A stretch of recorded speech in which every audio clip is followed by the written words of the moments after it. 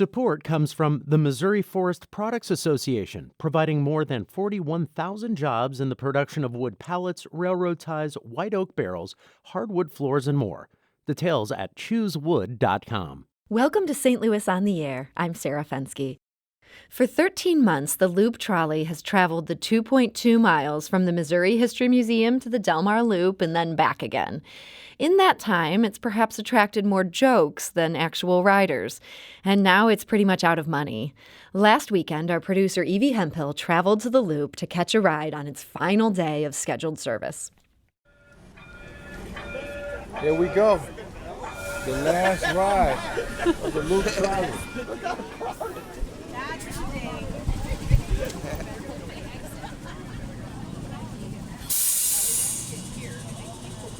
Umar Lee was one of many people in the St. Louis region who made a point last Sunday afternoon to bid the troubled Loop Trolley farewell. Like others gathered to take a ride on its last day, Lee had some pretty mixed feelings about where things stand for the project. It cost more than $50 million to bring to fruition in the first place. I love trolleys and streetcars, and I grew up in stories of my grandmother talking about riding a St. Louis streetcar. My grandfather used to actually prepare streetcars, and so they were always something very sentimental to me. And even here in the History Museum right now, 1946 exhibit, it's very fitting. So that was one train of thought. And the other one is we need real public transportation. If we had a streetcar that actually fulfilled legit transit needs, it'd be great. But the Missouri History Museum to the Loop is already served by the Metrolink, already served by buses, and you know, we're a city of dire public transit needs. So I think that that was always my concern, that this was more of a vanity project for Joe Edwards than something that could actually be beneficial to the community. St. Louis area resident Victor Yermolenko has loved streetcars, trolleys, and similar such vehicles for a long time, even before he came to the U.S. from his home country in Eastern Europe. Here in America, he's been interested to watch U.S. cities grapple with how best to incorporate them into local communities. I hope they gonna find some money because it's a very good attraction for St. Louis and for this district. I hope they're gonna find the way to continue riding.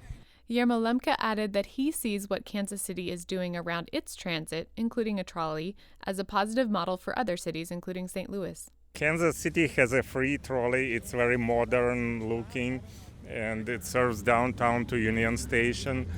And so I think a couple of years ago they started that. And now what Kansas City did, they made all the buses around town free. The trolley was free from the very beginning.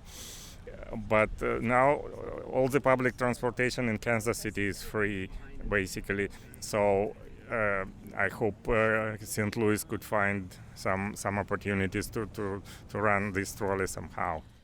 Not everyone who was waiting Sunday afternoon was able to ride after purchasing a $2 2-hour pass. While at many times the trolley has had very few riders, the challenge on the Loop Trolley's last day proved to be the exact opposite.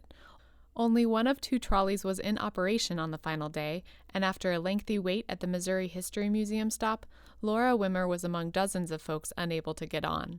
There wasn't room for me to get in to sit. It was too crowded, and I can't stand. So it would have been more helpful on a day like today if they had 2 people just to help with, since you're loading from one side to the other. Still, Wimmer hopes the trolley will come back with better management and service. She said it's a shame it's shutting down for now. We invested so much money in it that people were losing faith, and it's kind of a shame. So I hope Metro can improve the situation.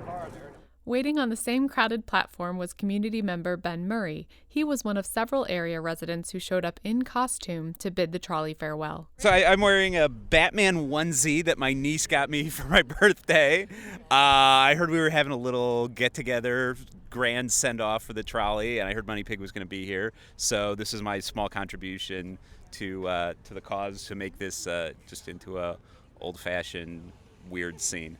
I mean, this has been sort of a circus from beginning to end, so it seemed only fitting to let it end as it began in just sort of a ridiculous spectacle.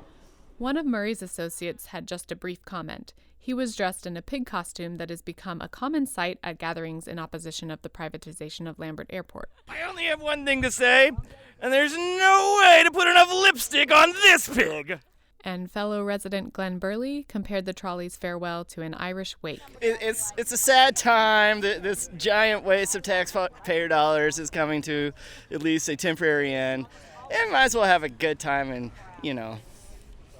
some positive feelings out of it, right? So, yeah. Can you describe for our listeners what you're wearing around your neck there?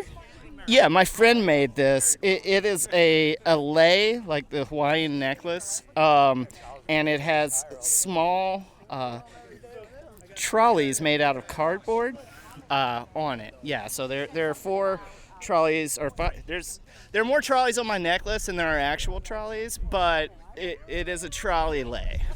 Later in the afternoon, the single operating trolley encountered technical difficulties on its final loop through the Delmar Loop. And to some residents as well as last-day riders, it seemed a fitting end for the trolley. Every time it bell rings, we wasted 50 minutes. That report was by producer Evie Hemphill. And now, as Evie reports, Sunday was the last day of scheduled service, but it may not be the end of the line. And here to tell us about it is St. Louis Public Radio reporter Kay Petrin. Kay, welcome to the show. Hi. So Kay, what would have to happen now to save the Loop Trolley?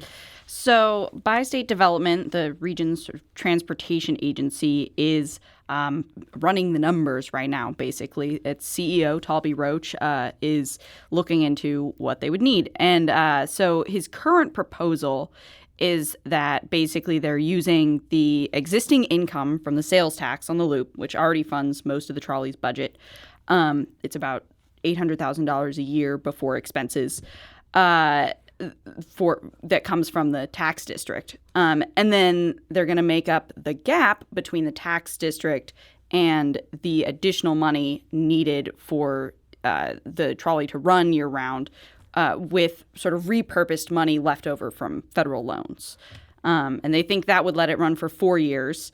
And it would cost about $1.1 million from those federal loans to cover the sort of deficit in the budget.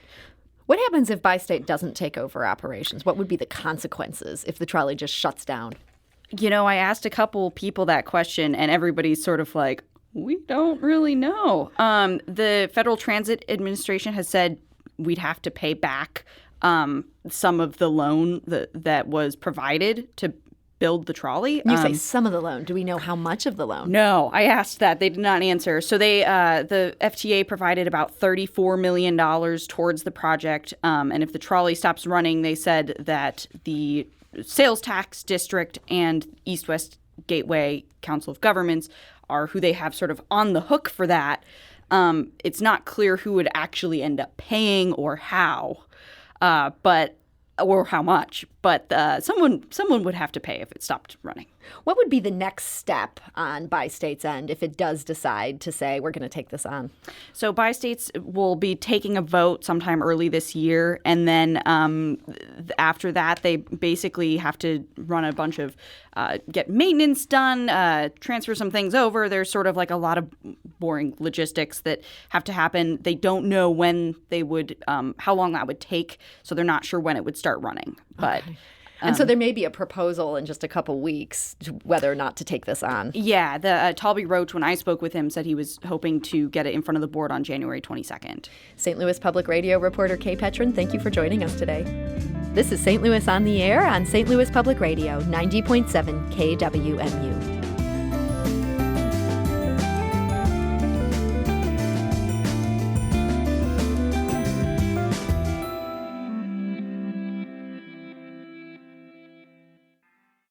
Support comes from the Missouri Forest Products Association, providing more than 41,000 jobs in the production of wood pallets, railroad ties, white oak barrels, hardwood floors, and more.